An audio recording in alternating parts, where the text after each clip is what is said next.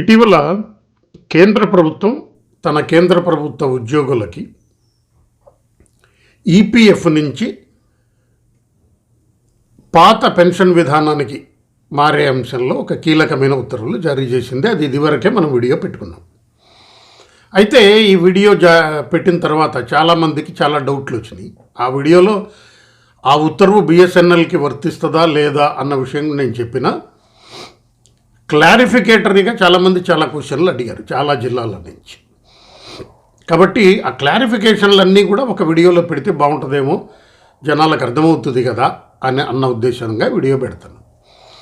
కేంద్ర ప్రభుత్వం తన ఉద్యోగస్తులకి 1/1/2004 నుంచి న్యూ పెన్షన్ స్కీమ్, తర్వాత దాని పేరుని నేషనల్ పెన్షన్ స్కీమ్గా మార్చారు.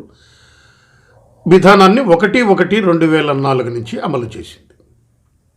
దీనికి సంబంధించిన ఉత్తర్వులు 22/12/2003 జారీ చేశారు.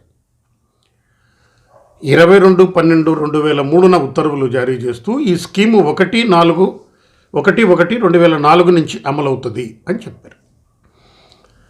అప్పటిదాకా పాత పెన్షన్ విధానం అమలైంది. దాన్ని ఆ తర్వాత కంబైన్డ్ ఆంధ్రప్రదేశ్ రాష్ట్రం 1/10/2004 నుంచి అమలు చేసింది. అలా చాలా స్టేట్ గవర్నమెంట్స్ అమలు చేసినాయి ఆయా రాష్ట్ర ప్రభుత్వ ఉద్యోగస్తులకి.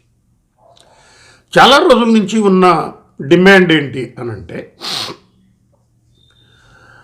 2004 జనవరి 1వ తారీఖు నాటికి ట్రైనింగ్లో ఉన్నవాడు లేదా ట్రైనింగ్ బ్యాచ్ ప్రారంభం కాకుండా ఉద్యోగానికి సెలెక్ట్ అయ్యి ఇంటి దగ్గర ఉన్నాడు, వీళ్ళందరూ ఏమడుగుతున్నారు, మేము కేంద్ర ప్రభుత్వం ఉత్తర్వులు జారీ చేయకముందే ఉన్న ఖాళీలలో సెలెక్ట్ అయ్యాం కదా, మాకు పాత పెన్షన్ స్కీమ్ ఉండాలా, కొత్త పెన్షన్ స్కీములోకి మేము వెళ్లాల్సిన అవసరమే ఉంది, మేము ఆల్రెడీ ఉన్న వేకెన్సీలో 1/1/2004 కంటే ముందున్న వేకెన్సీలో సెలెక్ట్ అయ్యాము, లేదా ఆ తేదీ నాటికి సెలెక్ట్ అయ్యి ట్రైనింగ్లో ఉన్నాం, కాబట్టి ఈ ఉత్తర్వులు మాకెట్లా వర్తింపచేస్తారు అని చెప్పి చాలామంది అడిగారు. కోర్టులలో కేసులు వేశారు. కోర్టు కేసులు చాలా మట్టుకు ఉద్యోగస్తులకి అనుకూలంగానే వచ్చినాయి. సుప్రీంకోర్టులో స్పెషల్ లీవ్ పిటిషన్ కేంద్ర ప్రభుత్వం దాఖలు చేసింది. అనేక సంవత్సరాల తర్వాత ఇప్పుడు దాదాపు 19 ఏళ్ల తర్వాత 22/12/2003 నాటి కంటే ముందు ఉన్న కేంద్ర ప్రభుత్వ వేకెన్సీస్లో ఖాళీలలో సెలెక్ట్ అయిన అభ్యర్థులు ఎవరన్నా ఉంటే వాళ్ళు ఆగస్టు 31/2023 లోపల పాత స్కీములో పాత పెన్షన్ స్కీమ్ కావాలా, కొత్త ఈపీఎఫ్ విధానం కావాలా అన్న దాని మీద మీరు సెలెక్ట్ చేసుకునే అవకాశం కల్పిస్తున్నాం. మీకున్న ఈపీఎఫ్ కంట్రిబ్యూషన్ జీపీఎఫ్ కంట్రిబ్యూషన్గా కన్వర్ట్ చేస్తాము, లేదా ఇట్లా ఒక గైడ్లైన్స్ ఇచ్చి కేంద్ర ప్రభుత్వం ఉత్తర్వులు జారీ చేసింది. ఇమ్మీడియట్గా బిఎస్ఎన్ఎల్లోని అనేక ఉద్యోగస్తులు వాళ్ళకి ఈ ఉత్తర్వులు వర్తిస్తాయా లేదా అన్న సందేహాలు వ్యక్తం చేశారు. నిజానికి ఈ ఉత్తర్వులకి బిఎస్ఎన్ఎల్కి సంబంధం లేదు. కానీ సిమిలర్ సిచ్యువేషను, ఇదే రకమైన సిచ్యువేషన్ 1/10/2000 సంవత్సరంలో బిఎస్ఎన్ఎల్గా రూపాంతరం చెందినప్పుడు ఆ రోజుకి కారుణ్య నియామకాలు, కంపాషనేట్ అపాయింట్మెంట్లలో సెలెక్ట్ అయిన వాళ్ళు ఉన్నారు.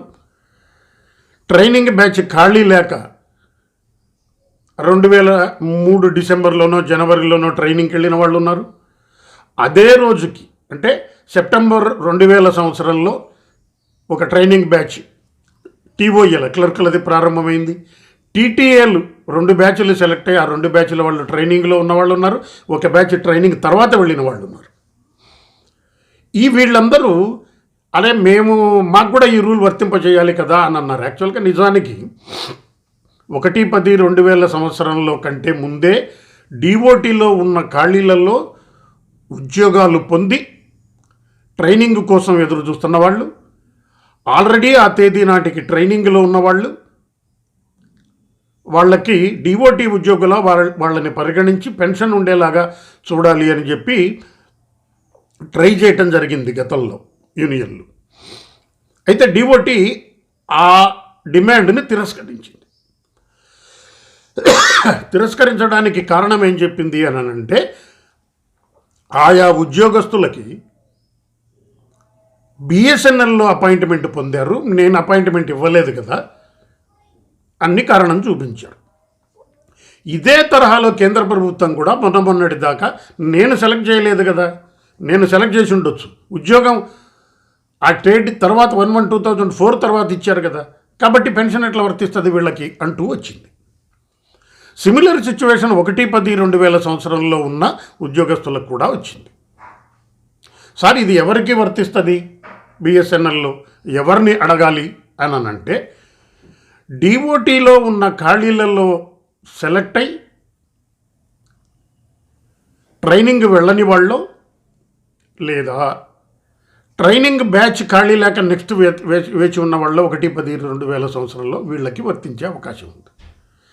కానీ కీలకంగా చాలామంది అడుగుతున్న అంశం ఏంటంటే, సార్ క్యాజువల్ మజ్దూర్లకి ఈ ఉత్తర్వులు వర్తిస్తాయా?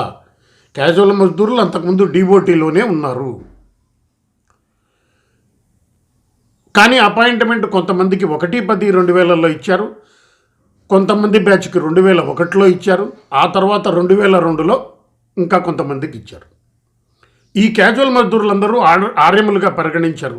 వాళ్ళని అపాయింట్మెంట్ బిఎస్ఎన్ఎల్ ఇచ్చింది అన్న కారణంతో వీళ్ళెవరికి పెన్షన్ ఇవ్వటం లేదు. ఇప్పుడు ఈ కేటగిరీలో కంపాషనేట్ అపాయింట్మెంట్లకు సెలెక్ట్ అయిన వాళ్ళు ఆ టీటీఏ బ్యాచ్లే వస్తారా, క్యాజువల్ మజ్దూర్లు కూడా వస్తారా అనేది ప్రధానమైన సమస్య, చాలామందికి ఉన్న డౌట్.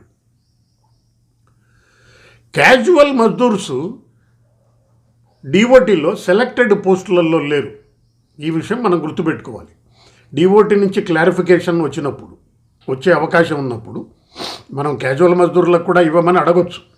ఆల్రెడీ 1-2 యూనియన్లు ఈ అంశం మీద మీరు స్పందించండి, సేమ్ కేంద్ర ప్రభుత్వ ఉద్యోగులకి ఎలాగైతే 22/12/2003 నాటికి ఆల్రెడీ ఉద్యోగాలలో కేంద్ర ప్రభుత్వంలో సెలెక్ట్ అయిన ఉద్యోగులకి ఎలాగా పాత స్కీమ్ అమలయ్యేలాగా ఆప్షన్ ఇచ్చారు, ఇప్పుడు ఇది బిఎస్ఎన్ఎల్ ఉద్యోగులకు కూడా వర్తింపజేయండి ఆ తేదీ నాటికి అని ఇచ్చారు.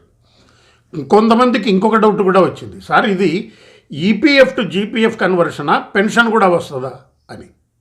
ఈపీఎఫ్ టు జీపీఎఫ్ కన్వర్షన్ కాదు, ఈపీఎఫ్ జీపీఎఫ్ నుంచి కన్వర్ట్ చేసుకునే అవకాశం ఉంటుంది. కేంద్ర ప్రభుత్వ ఉద్యోగులుగా 1/1/2000 ముందు నాడు ఉన్న వాళ్ళకి ఎలాగైతే జీపీఎఫ్ ఉందో, ఎలాగైతే పెన్షన్ ఉందో అదే రకమైన ఉత్తర్వులు 22/12/2000 ముందు నాటి కంటే సెలెక్ట్ అయిన వాళ్ళకి వస్తుంది. ఆ ఖాళీలలో సెలెక్ట్ అయిన వాళ్ళకి వస్తుంది, పెన్షన్ వస్తుంది, ఇది వస్తుంది. మరి ఆప్షన్ ఎందుకు ఇచ్చారు సార్, ఆటోమేటిక్ స్కీమ్ ఇవ్వాలి కదా అని కూడా ఒక డౌట్ వచ్చింది. ఒక ఉద్యోగి, కేంద్ర ప్రభుత్వ ఉద్యోగి నాకు మాట్లాడాడే, లేదు సార్ నేను రాను, పెన్షన్ స్కీమ్ ఏంటి, మీ అందరు పిచ్చోళ్ళు పెన్షన్ స్కీమ్ కోసం ఆప్షన్ పెడుతున్నారు, పెన్షన్ ఏంటి, నేను రేపు రిటైర్ అయ్యే నాటికి నా అకౌంట్లో 1,50,00,000 రూపాయలు డబ్బులు వస్తాయి సార్, రిటైర్ అయితే 1,50,00,000 ఉంటుంది, 1,50,00,000తో నేను ఏమైనా చేసుకోకుంటాను, నెల పెన్షన్ తీసుకుని నేనేం చేయాలి, ఏ నెల పెన్షన్ ఆ నెలకు అయిపోతుంది, 1,50,00,000 ఉంటే నేను ఏదైనా బిజినెస్ చేసుకోగలుగుతా, ఏమన్నా చేయగలుగుతా అని అన్నాడు.